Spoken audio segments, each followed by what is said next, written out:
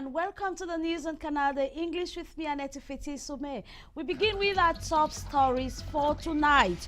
Activities are still paralyzed in most parts of the southwest region after Monday's intense ghost town. Inhabitants this Tuesday remained indoors.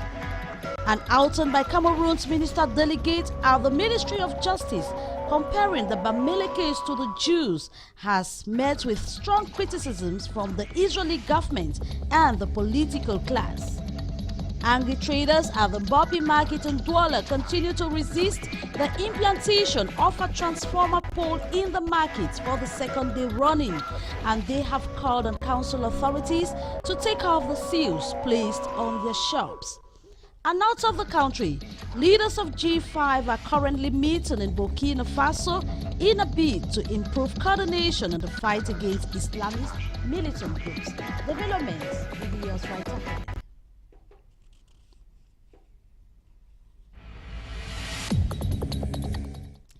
The town of Boya in the southwest region today witnessed a partial shutdown after Monday's intense ghost town. Gunshots were heard in some parts of the town and citizens were forced to remain indoors. These gunshots were heard in Boya and its environs, as Regina Leke Fonja-Tandang tells us. A few gunshots were heard in Moliko Boya at about 10 a.m. this morning. But these gunshots quickly ceased. However, the town of Boya this Tuesday has been witnessing a partial shutdown as the people enter day 2 of the so-called 10 days ghost town declared by separatist fighters. Most businesses have remained shut down, but a few taxis can be seen circulating on the streets. A few persons could also be spotted on the street, but there is a general sense of panic as no one can tell what will happen next following Monday's tense ghost town. It is equally reported that the university campus was completely deserted this Tuesday, despite calls by the Vice-Chancellor urging students to shun the threat of separatists and answer present in school. In nearby Mutengene, there was an intense gunshot this Tuesday morning, and a truck transporting sand was reportedly set ablaze for not respecting the 10-day ghost town operation. In Moyoka, still in the southwest region, several gunshots were equally heard, and most inhabitants preferred to remain indoors. Before the announcement of the so-called 10 days ghost town, Tuesday would normally be a busy day. But with the shutdown witnessed this Tuesday, many fear the 10 days shutdown will indeed be a reality, and this will make life even more difficult for the people in the southwest and northwest region. The political class in Cameroon has reacted to the recent outing of Minister Jean de Dieu Momo on the killing of Jews in Germany. Well, in the following report, Kejang Henry Atembe reads through the lines of some reactions that have been falling ever since he made his outing on the national television. The anti-Semitic rhetorics from Cameroon's minister delegate to the Ministry of Justice has invited strong criticism from global public space. Minister Jean Didier Momo spoke on government media in his capacity as leader of the Democratic Party for the Development of Cameroon (PADEC), in which he feared racial hatred of the Bamele case triggered by the current political articulation might lead to their extermination. Minister Momo's comparison of the would-be Bamele extermination to the scientific Holocaust of the Jews has been interpreted differently by the political class in Cameroon. Though considered by the Jewish state as irritative comment, Minister Momo's message on CRTV was addressed to the Bamele case as an advice not to step bounds in order to avoid the wrath of the Holocaust. Minister Jean Didier Momo's comments has certainly offended the Israeli government, whose diplomatic head in Cameroon, Ran Guido, has expressed indignation. However, the government of Cameroon, through the voice of Communication Minister René Emmanuel Sadi, came out with a quick reaction to mend the broken fence. The communique dissociates the government of Cameroon from Minister MOMO'S claims. This sizzling Holocaust pronouncement has witnessed an outpouring of reaction from the political class, with one coming from the first vice chairman of Cameroon's leading opposition party, the Social Democratic Front. Joshua Osei holds that MOMO'S declaration is inexplicable, unacceptable and unconsequential, and so for that reason Momo Jean Didier must resign from the government, and if not, the president should resign. Some people already think that the leader of PADEC and minister delegate in the Ministry of Justice, Jean Didier Momo, owes an apology to the Jewish government for relations between Cameroon and the Jewish government to flourish. Kejang Henry Atimbe, Canada English, Douala. Political analyst Denise Ongwa has described Mr. Momo's outing as his inability to step into his new shoe, reason why the government has been quick to say that it is his personal opinion and that of his party. Beatrice Ngamo. This appearance and reaction last Sunday on set a TV program, the new minister, Jean Didier Momo, compares Maurice Kamto and Bamileke people to the Jews. At the center, Hitler, who massacred them for his amusement. This has triggered reaction all over the country. First, from the Israeli government via their diplomatic representation here in Yaoundé, who have a good, cordial, strategic relationship with Cameroon since 1960. Privilege, as Cameroon is amongst the 10 African countries with Israel's embassy. The minister delegate at the Ministry of Justice and president of PADEC frustrates a partner of the Presidential Guard and the DIEU. His political position, this analyst says, is a reflection of his old self, a political actor, as he is still to fit in his new ministerial shoes. A confusion of role which needs to be clarified. He adds, as his choice of words condemned as discriminatory, anti-Semitic and tribalistic in a context which Cameroon has never voted against Israel in the United Nations. But what is amusing is government's refusal, saying it is his personal opinion and not that of the government. Allusions, dangerous even in the Cameroonian context, as though not intentional, can uplift passion and promote anger.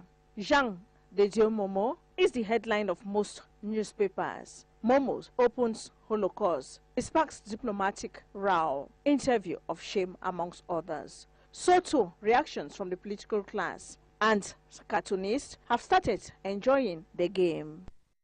And in the following report, D. Morin reads through the communique signed by the Minister of Communication on Mr. Momo's recent outing. In a 16-line document signed by Cameroon's Minister of Communication, the government of Cameroon disowns a historic analogy made by the leader of the PADEC party, who doubles as a minister delegate at the Ministry of Justice. Jean Didier Momo quotes Adolf Hitler's brutal killings of the Jews in Germany towards President Paul Biya can do to the people of Bamileke tribe if the Cameroon Renaissance Movement Party of Maurice Kamto continue to stand against the regime of Paul Biya. René Emmanuel Sade precised that Jean Didier Momo's statement that heartstrings diplomatic ties between Cameroon and Israel does not in any way reflect the position of the Cameroon government, but Momo as an individual and a political party leader. Following the release signed by Cameroon's Minister of Communication, the government is doing everything she can to repair the diplomatic damage caused by the minister delegate at the Ministry of Justice. In the release, political commentators say government has failed to apologize to the people of Bamileke tribe in Cameroon that the minister delegate Jean Didier Momo insinuates can be wiped out from the surface of the earth by President Paul Biya, just as Adolf Hitler did to the Jews in Germany. Government has failed to measure the gravity of the psychological trauma and seeds of infighting and tribalism the statement has planted. They argue that no one can today draw a line between Momo and the party leader and Momo as a minister delegate. Beside the blind eye given by government On the impact of MOMO'S statement on Cameroonians, the Association for the Development of Bamileke Land, known as LACAM, has so far maintained still lips on the pronouncements of the Minister Delegate at the Ministry of Justice. And now we move on to something else where traders of the Bopi market in Douala for the second day running keep contesting the implantation of a transformer pole in a portion of the market. They have equally called on council authorities to take off the seals placed on their shops, as we hear in this report with Nti Maureen. This is a shop of the embattled president of the Traders Association, Alice Magejo. The shop remains sealed by the Douala City Council for opposing the construction of a transformer poles on the vast land, which means some shops might be demolished in the process. In solidarity, traders have stood against the decision. The life is back to normal Tuesday. After Monday's lockdown, the traders are not at ease with the management of system, which they say is more of a dictatorship by the City Council. Traders were involved in a crisis meeting Tuesday. We are just from a crisis meeting, and our objective was to make sure that the seal placed on the shop of our Secretary General be removed. We have sent out a strong message to the hierarchy, that is, the governor, the senior divisional officer and others. We have asked them to remove the seal on the shop of Alice Mageju. She is our Secretary General and our spokesperson. Madame Alice Magejo, notre secrétaire général, notre porte-parole. However, many traders have seen the act as a hidden hand of the government delegate to the Douala City Council, who attempted to depose Alice Magejo communique last year against the wish of the traders. Most said the traders insist most of the projects in the market were realized by them. Les couloirs tels que vous avez vus. Most of the projects in this market, we realized them ourselves. The space that the government delegate is claiming today, we created this space ourselves. The police post was constructed by us, and we later handed it to the government. And today the same authorities are insulting us. The Bopi market, one of the biggest in Central Africa, is faced by multiple problems, which has most often left traders in difficult moments, from haphazard electricity connection to exorbitant electricity bills, insecurity, absence of access parts. In case of fire incidents, floods, absence of hygiene and sanitation facilities.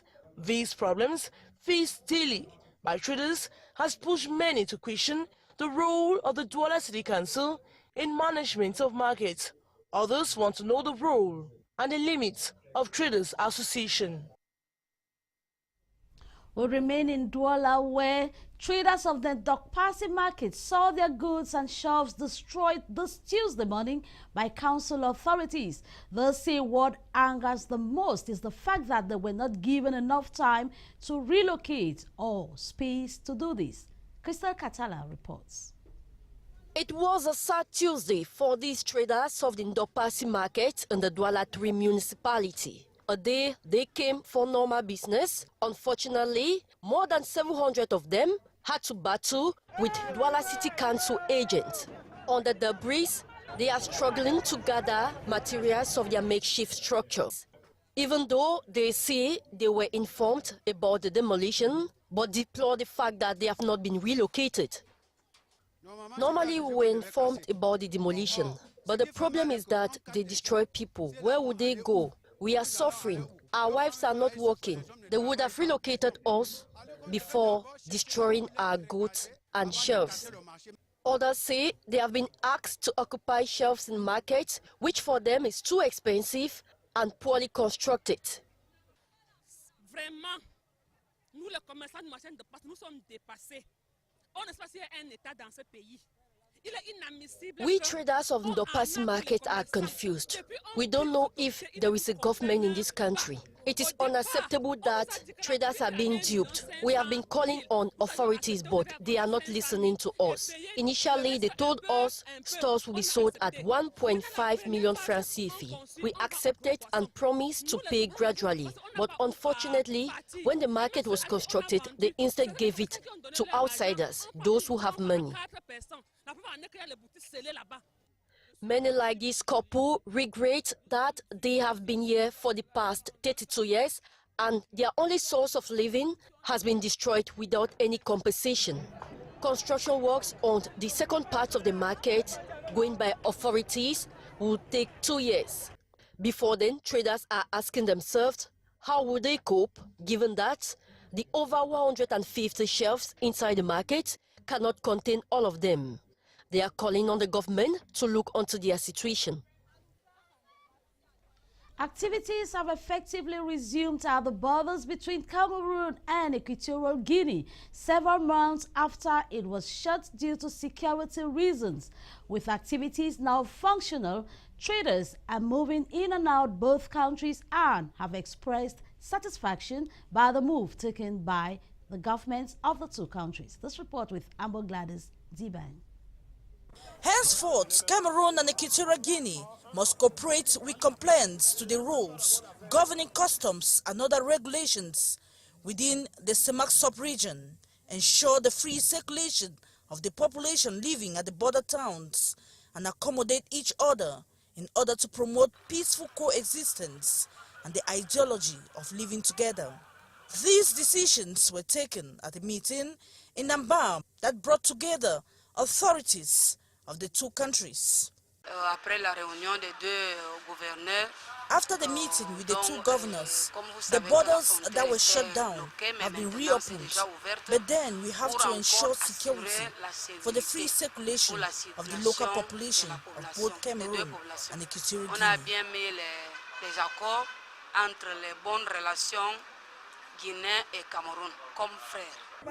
The border between the two countries has effectively been reopened. It is good news for business persons whose activities will henceforth intensify.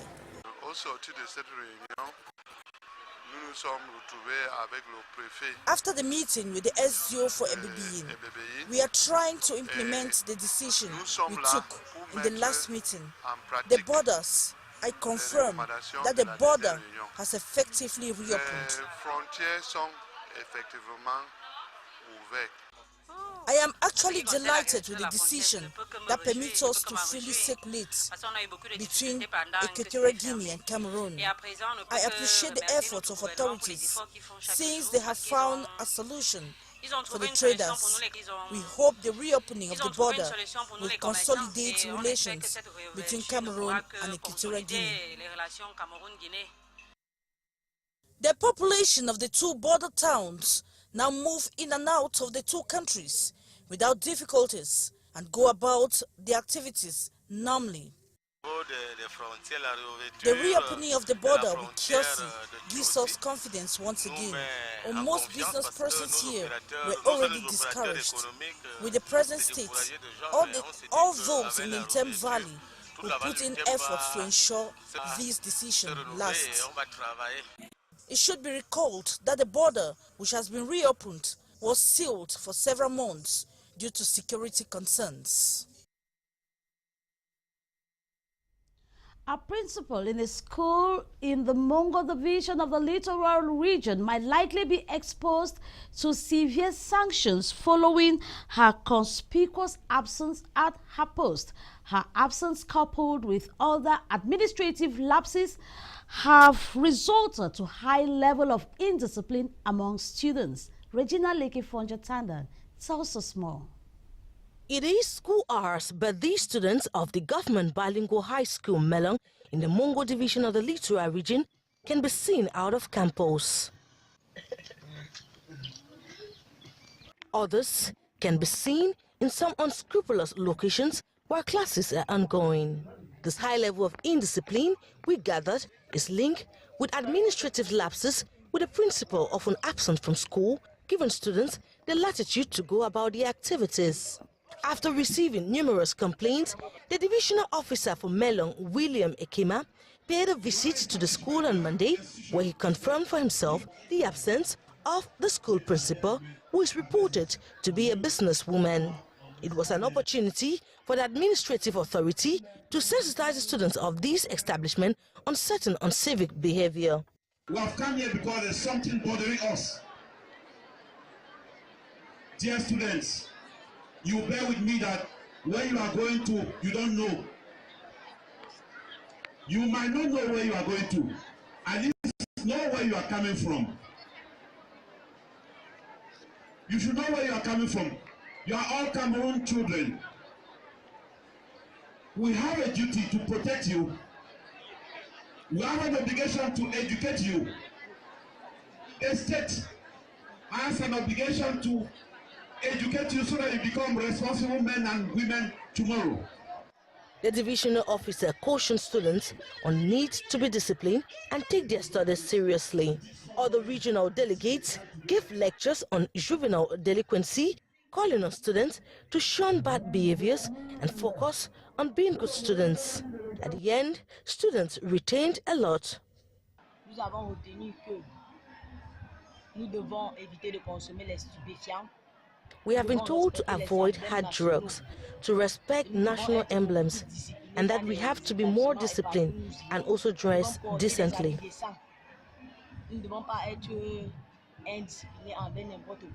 A question and answer session was done by the divisional officer, and students who responded well were given cash prizes.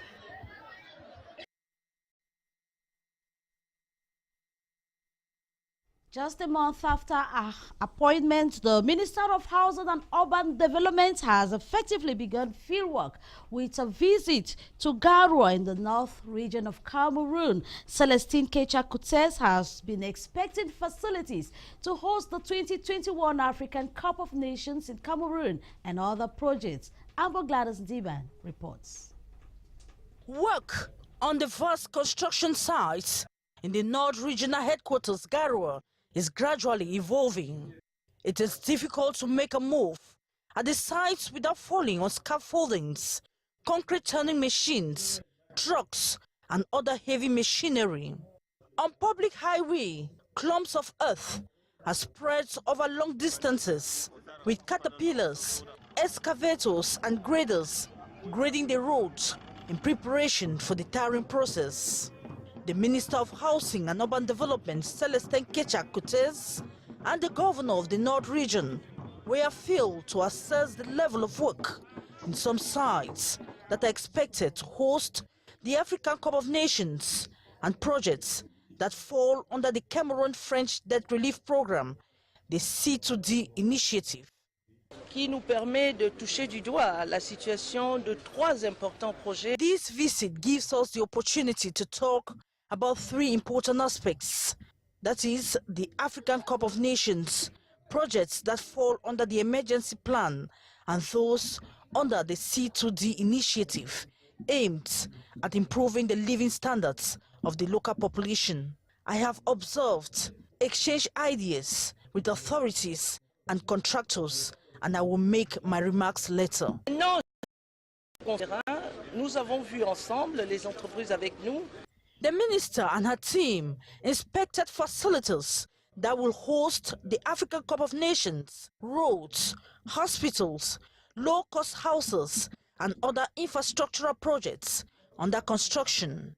These projects, according to Celestine Kecha-Kutes, also provides employment to local inhabitants. Donc, nous sommes arrivés, nous avons vu qu'il y a We could equally know at the end of the project the number of youths that were employed on the sites. These are important statistics that will permit the head of state to know that apart from development he brings to the country, he equally provides employment to the youths. After meeting with authorities, contractors, and other officials, the local population was equally delighted to express their worries to the minister, who communicated with them in their vernacular, Fulfulde. Well, the Secretary of State in charge of the Gendarmerie has promised hard times to all criminals and persons threatening national peace. He made this clear today as he received New Year wishes from colleagues. Tavi Clarkson reports. The Secretary of State for Defense in charge of National Gendarmerie this Tuesday received New Year wishes from his collaborators. It all started with the hoisting of the national flag. Then came the national anthem, a way to remind to all how precious nationhood is. After the hoisting of the flag came the speech of the Secretary of State, who lauded the efforts of the elements of the National Gendarmerie in 2018. Dans le cadre de la défense opérationnelle du territoire. In the process of defending the national territory, we participated alongside other forces in the fight against Boko Haram, which today is simply existing by name. In the East region, our arms played a major role in pushing away rebels from our borders with the Central African Republic. 2019, if Landry Etoga says, the National Gendarmerie will continue working hands in gloves with the civilian population so as to put to rest persons who are putting at stake the tranquility and peace of honorable citizens. Dans les régions du nord-ouest et du sud-ouest. In the northwest and southwest, faced with the separatists who are terrorizing the civilian population, the National Gendarmerie has multiplied actions to guarantee the safety of persons and their goods. Sur le terrain pour garantir la sécurité des personnes et de leurs biens. According to the Secretary of State, the fight against banditry and criminality will continue in 2019, and more means will be put at the disposal of the elements of the National Gendarmerie to facilitate their deployment in the field. We now move out of the country, where the leaders of 5 countries in Africa's Sahel region are meeting in Burkina Faso as they attempt to improve coordination in the fight against Islamist militant groups and human trafficking. The leaders are from Chad, Mali, Mauritania, Niger, and Burkina Faso, known as G5 Sahel, and are backed by France. On the eve of the summit, 14 persons were killed by suspected jihadists near Burkina Faso's northern border with Mali. Malian authorities say soldiers accidentally killed the mayor of a northern eastern town at a checkpoint. The mayor was being driven to an airstrip to board a UN flight when he was shot dead. In a military statement, it is said his vehicle failed to stop as it approached the checkpoint. The mayor was a key player in the 2015 peace agreement between the government and northern rebel groups seeking autonomy. Well, this information brings us to the end of the newscast tonight on Canal English. Thanks for watching.